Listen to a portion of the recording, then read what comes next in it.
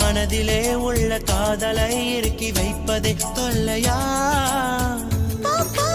என்னும் சொல்லுக்கு வா வா வா என்று அர்த்தமே, அகராதே எங்கு மாறும் அன்பே. ஆடைக்குள் மூடி நிற்கிறாய், அது கூட வேறு அர்த்தமா? ஆஹா புரிஞ்சு போச்சு அன்பே. என்னை நில் என்று சொல்ல படபட